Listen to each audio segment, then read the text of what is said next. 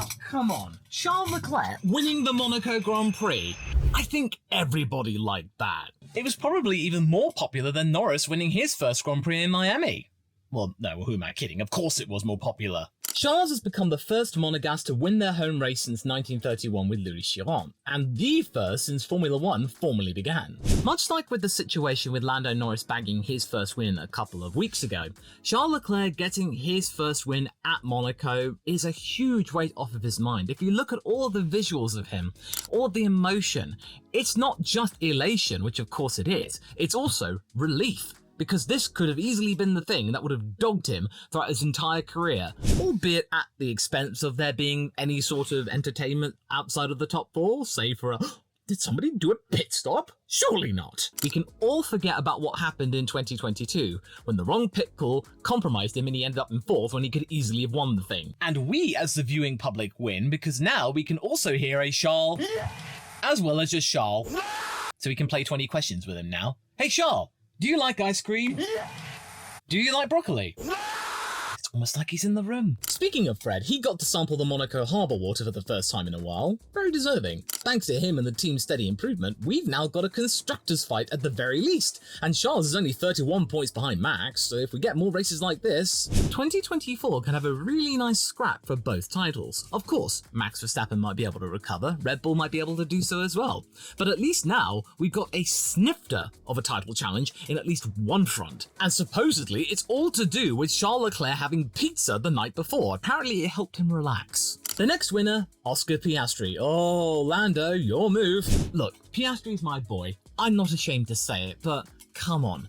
After the last few races, since Miami when he was able to keep up with Max Verstappen at the beginning before he got that bollard damage, this just goes to show that when luck is on his side, it can really bring Oscar Piastri into the fray. This was the race where we got to see him at his full potential, even if Carlos decided to really try his luck at turn 1 at the first start. And then of course, Oscar did fall off quite a bit, about 8 seconds or so, and then was really close to Carlos Sainz, but I imagine it was something to do with said management because, you know, what's the point of trying to fight for the win when it's not going to happen? So just fall back, conserve the tyres, and use that rubber to keep Carlos behind you. That's what he did at Imola, so he's got experience on that front. And quite clearly, it really took it out of them, because when you see them in the post-race conference, they are both lying down on the sofas because Charles Leclerc is too busy celebrating. They end up continuing anyway because, you know, well, they got to do something. They're really keen schedules. And Charles, what does he care? Everyone knows what he thinks. And again, yes, Imola and Monaco, they are not exactly heavy in terms of tyre degradation, so we've yet to see Oscar really perform when it comes to those sorts of tracks where high tyre degradation is the norm. But right now, he is able to manage the race under colossal pressure. Monaco, you have an opportunity for a win in a car which is inherently good. Yes, you have damage, but at least you can keep it in second without making any major mistakes whatsoever in only your second go around the track in an F1 car. That is still impressive. And also, something to keep an eye on, when you look at the qualifying head-to-head, Oscar's really close to Lando, apart from the two Aston Martin boys, somehow.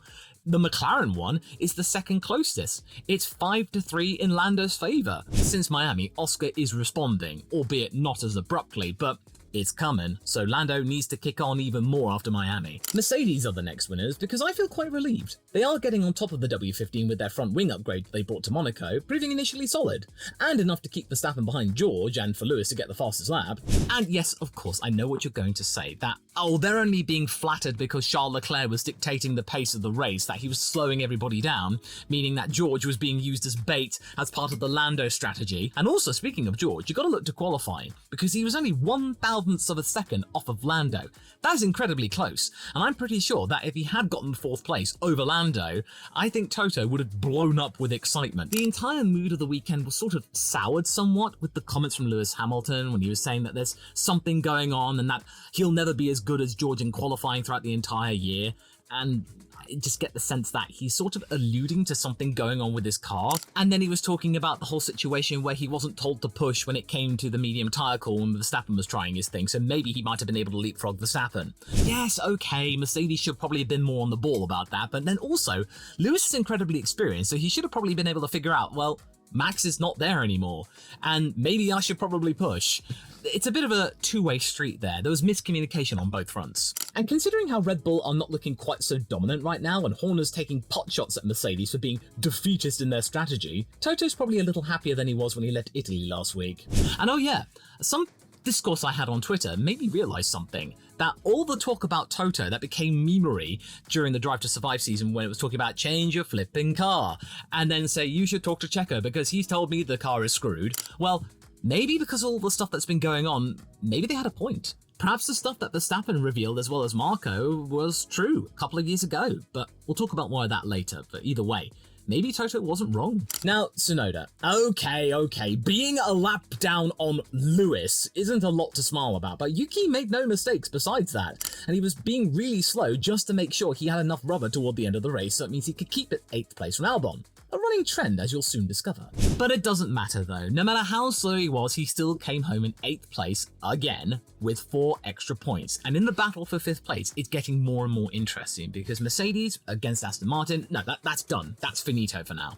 Right now, Racing Bulls are only 20 points behind Aston Martin, and Yuki is doing the business. Did get frustrated whilst he was in the car about the going long plan, but it did come back to him. He didn't fly off the handle like he used to. He kept his mood under control, and that is fantastic news. He checked himself, and that is really, really encouraging when it comes to where he's going to go for the following season. Does he stay at Racing Bulls? Well, right now it seems likely that it will because Peter Bayer, the CEO, is quite happy with the lineup at the moment, especially Tsunoda, and the chances of him getting to Red Bull maybe might have grown even more, especially what happened with Checo. Again, later. Christian, Yuki's been doing the time. Stop sleeping on him. And just when you thought that Williams wouldn't score this year, Williams scored this year.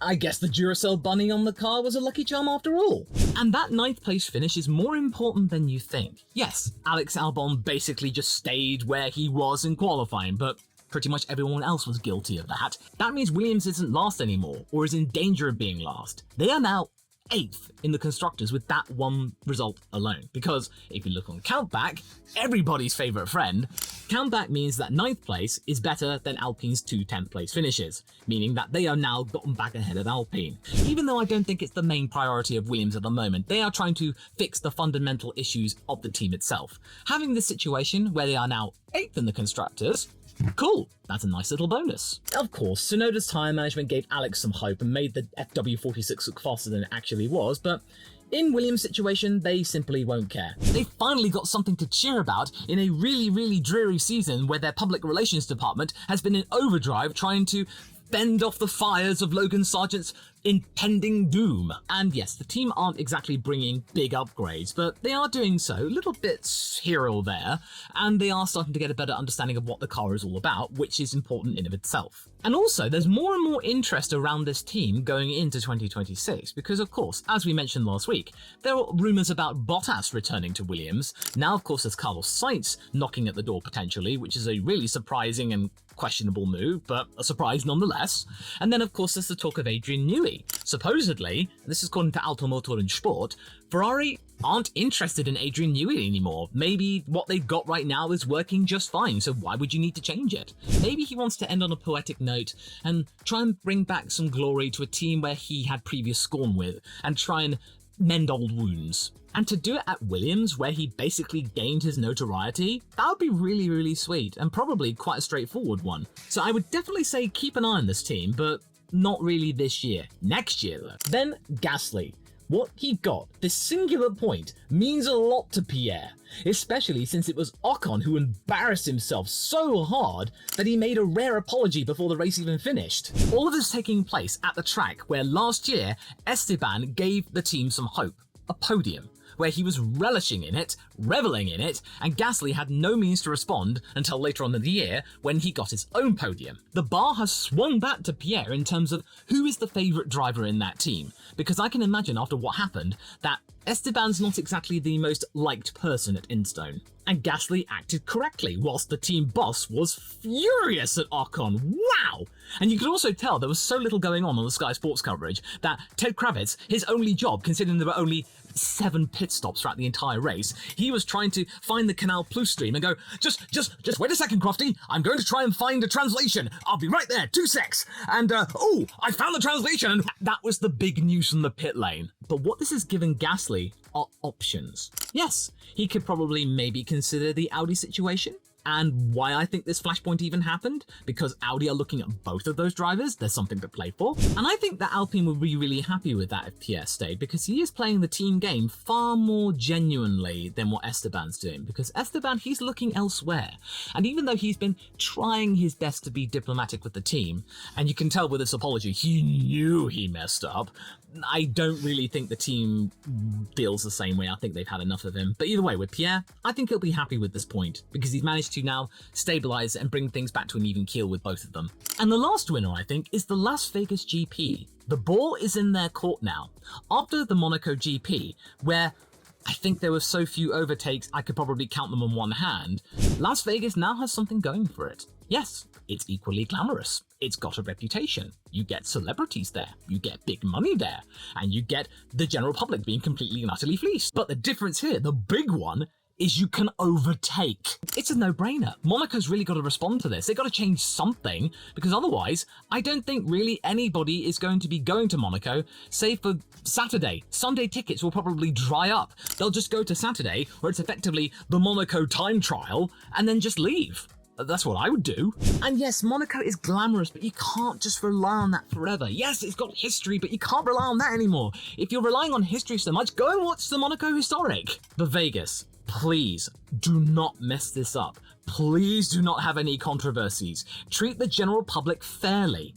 And I think you're onto a winner here. Then we get to the meh, and Max Verstappen heads us off. And these kind of races show that motivation for Max is key, and he simply didn't have much of it today after his mistake in turn 1 in Q3 occurred. He knew that it was going to be a boring race, and he told us many times over the radio. And even though after the race he said he was confident that the team could fix the issue where it feels like a go-kart, the RB20, when I go back to the previous things that he mentioned earlier in the weekend, when he says that the team had been found out about the fundamental flaw of the Red Bull going back to the RB18, I don't think this is something they can fix immediately. And even Helmut Marko has said that there's a correlation issue at Red Bull. I do feel like Red Bull's really got to respond and fix this problem. This has to be their main priority. And without Adrian Newey there, one of the instigators of the RB18, not around to help thrash out the issue, I think this could be easily a thing where things diverge and things start to fall off a little bit, where they have to come up with rush jobs, where they have to really increase the pressure that there is going to be a developmental war going on this year and all of the other teams smell blood. But it's not as easy as that, because 2026 is on the horizon. What do you do?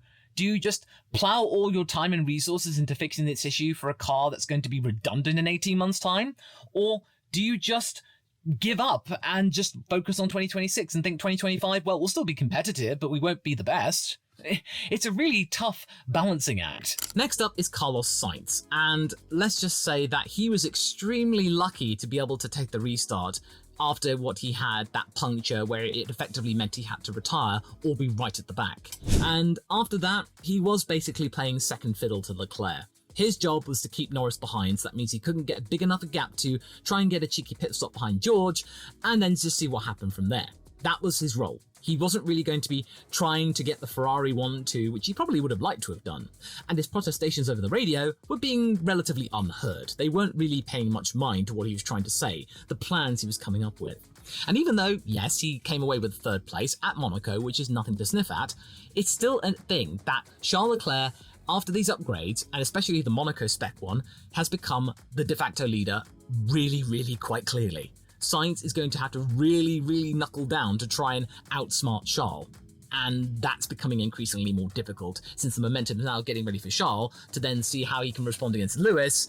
Carlos is now having to play the team game more than ever, and I don't think he's a fan of that. Melbourne is a long time ago now, and I think more of these teams are starting to realise that, maybe Carlos isn't quite that good after all, and he's not a bit of a team player. There might be some doubt mumbling around the paddock. And I would have to say that Lando is here as well. Yes, his scope was also limited, and he was denied a third place because of the restart situation, and he was able to bring it home. But you can tell that he wasn't entirely happy with the situation, because in his language, in all the post-race interviews, he was talking about the team. This was a team thing, that He probably was told over the radio, don't take any risks, don't try and dive bomb past Carlos because we want to try and build a big enough gap, don't pressure Oscar. That's why I imagine what the situation was. Team orders at McLaren are very, very fundamental. They talk about the team being first. Therefore, the situation with Monaco, where you can easily make a mistake if you're hustling, you'd hold position. So therefore, Lando really couldn't do much, and there was a brief opportunity where he could have tried something. He was just about far enough ahead of George, but that quickly fell through. But before you think I'm being anti-Lando, I do think he can respond to this. This is just Oscar's response to Miami. So now Lando can easily clap back. Then Alonso.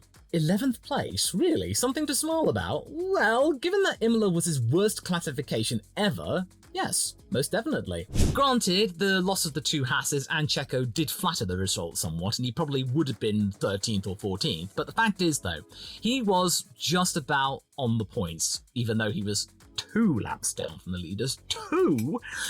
It's still 11th. And what kind of reality are we living in when Alonso's talking about helping out Lance? This is just weird. It's almost like we're in a monkey paw situation here, where Alonso was granted more podiums, but at the cost of being the team wingman the following year. And also, Alonso's up to his wily tricks again, because he was seen walking into the Red Bull motorhome. Oh, yes. Even though it might not amount to anything, it's still Alonso playing the media for chumps. And we're all here for it. Okay. Keep it together. Kevin! Cockpit! Now!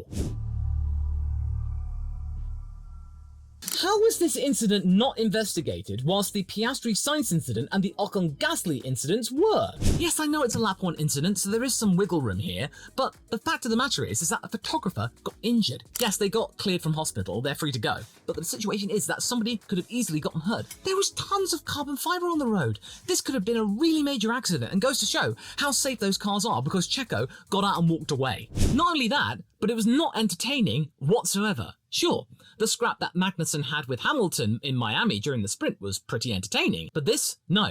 This was downright dangerous. We need to take a look at the situation. We can't have the stewards just shrugging their shoulders and going, oh, well, it's a lap 1 incident, we can't really investigate, oh, it's just racing. This was a serious incident where 3 cars got taken out. It could have easily been 4 if we hadn't had Joe put on the brakes as soon as he did. And before you say anything, no. Checo did not turn into Magnussen. At no point on that onboard was he turning right. Magnussen got pinched. He didn't think to back off and try again later or just hold station. No, he went for the place and ultimately they all went out. And Hulkenberg was an innocent victim. And also, it's a Red Bull. A Haas cannot beat a Red Bull in a drag race. Kevin was seriously lucky that the stewards did what they did and he avoided a race ban. Why? But either way, I'm pretty sure the team is going to be handling something else back at their HQ. Komatsu's comments afterwards, they were incredibly brief. Them just saying that the race ended on lap 1 and then they would go to Canada. Oh, okay. The Gunther Steiner purge might be faster than we think. Perez. This was precisely what I did not want to see. History is repeating, seemingly. And what's worse is that he hasn't got the RB19 to help keep him in 2nd place. The RB20 is much closer to everybody else, meaning that Perez is in 5th place in the driver's standings. That's crazy. And it could easily have been 6th had Piastri had better luck in the past few races. But to be fair, it was just down to a huge amount of bad luck. Just poor timing on Red Bull's part in Q1, and then the incident with the Hasses, that took him out so he couldn't even try and get back up the field, close to the points or something. Yet again, there was an incident where his car was completely totaled around Saint Devote, but this time it wasn't his fault. I hate to say this, but I think Red Bull will make contract negotiations a little bit more difficult. I don't think he's out of the running now, but it's certainly going to make what's going on behind the scenes a little bit more awkward. And seriously, Checo cannot let 2023 happen in its entirety on repeat. Ocon. Oh man, everyone was hounding Esteban today. Even the stewards weren't happy with him. Usually when a driver gets a 10-second penalty but doesn't finish the race, they'd get a 3-place drop, like Ricciardo did for China. But the stewards increased that to a 5-place drop, calling his move on Pierre as overly ambitious and that he was wholly to blame. And you know things are bad when Esteban takes full responsibility and then says on Twitter that he apologizes for himself and the team and Pierre, and that he hopes to do better and that the team can then rally around and get better for Canada. It was uncharacteristically humble. And that was probably to respond to the negative comments that Bruno Famin was giving on French television, where he was completely and utterly eviscerating the driver, saying that is exactly what we didn't want to see, and that there would be consequences regarding him. I don't know what these would be, nobody knows, people are reckoning that he could be benched for Canada or something. I mean, yes, Ocon is not exactly my cup of tea, but I think that would be far too extreme. I think the more sensible thing to do is that this would probably have a major blow when it comes to the Alpine negotiations for next year. But honestly, I don't think Ocon cares about that. I think he's off to try and get that Audi seat or somewhere else. Haas is potentially being rumoured. But then again, as people I've discoursed with on Twitter have mentioned, do you really want Ocon next to Ollie Behrman? I personally would want to see Ocon and Isaac Hadjar in the same team together. Can you imagine the fireworks? That would be spicy. But then you got to take into consideration that the buck stops at the boss, that Bruno Famin allowed this to happen. Surely they would have discussed this with Pierre and Esteban, considering that they were right next to each other, that Pierre had a point Esteban didn't, that do not do anything stupid in lap 1. Do not do that. And then that happened. So really, Bruno has to take some responsibility here. As for these consequences, I have absolutely no idea. And honestly, I'm not going to waste any more of your time. I don't really want to take the mick. Aston Martin next. Oh, this was bad for the team, despite Alonso being 11th. The second slowest team, reportedly, and Alonso being lapped twice. That's not happened since he was at McLaren the second time round. But they did have a bit of rotten luck because Stroll did manage to overtake a few people at the start, the first one, and then that got completely undone and he had to try and do it all over again, but he didn't. But the fact of the matter is that these upgrades are not working, and that they are the second slowest team now. It's crazy how far they've fallen off. This is like 2022, but in reverse. And the fact that Alonso's completely fallen off, and now in the qualifying battle, it's even Stevens, 4v4. I don't know what's going on here. What are they playing at with Alonso? Are they trying to get him to retire sooner than 2026? Maybe this is exactly what they want. Maybe they want Fernando to retire. Maybe they want him to retire so they can maybe bring in Tsunoda or Sainz perhaps, and then find another driver in which to flatter Lance Stroll's skills. Keep an eye on this, my friend, because this is suspiciously off how far Alonso has fallen from last year. This is weird. Sauber. Wow, that was slow. Not even Valtteri could figure out what was going on. Zhou was a full second behind Perez in 18th for Q1. That's terrible. Bottas did secure the team some hope by getting up to 13th, passing the likes of Stroll and Sargent, but that's very little comfort. And even though Bottas was the major patron of the pit lane, having stopped twice, one of them being over 5 seconds by the way, the team is looking really, really slow. But does Audi really care about this? Probably not, because they're really not looking to 2024. They're looking for next year and the year after that, trying to court other drivers for the future prospect of it being Audi. This year could probably go hang as far as they're concerned. Just make do with the fact that, yeah, they may not get much prize money, but Audi's pumping in so much money, as was their questionable sponsor, that it doesn't really matter. There's so much changing around this team. I feel incredibly sorry for Bottas and Zhou. They're doing the best they can, but the team's sort of leaving them in the lurch. And now they're last. I'm starting to think that Sauber's not going to score any points this year. And as for Haas, yeah, this was a bad weekend for them. Not because they were slow or anything, they were decent. It all comes down to other gaffes.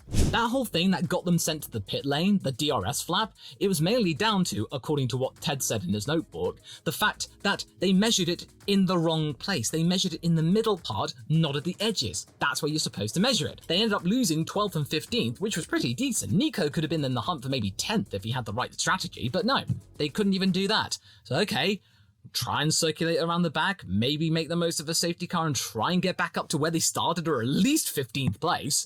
But no, that was all ended down to the fact that Magnussen broke the cardinal sin, albeit via proxy, and took out his teammate via Checo, using him as a conduit. Because it was so close, Nico almost got away with it, but then Checo clipped his rear tyre and then poof, it was done. And Nico sounded so disappointed. He was like, come on, was this necessary? I think things are looking really, really bad for Kevin because, again, those comments from Komatsu, the lack thereof, is incredibly telling. Nobody's really happy with what Kevin did. Yeah, I think he's going to have a really tricky time trying to convince the boss to keep him for next year. I don't see him being benched now before he gets that race ban. Seriously, Ocon and Gasly situation got penalised. The Piastri Sainz thing from turn 1, that got investigated, or at least looked at, noted. This didn't even get noted.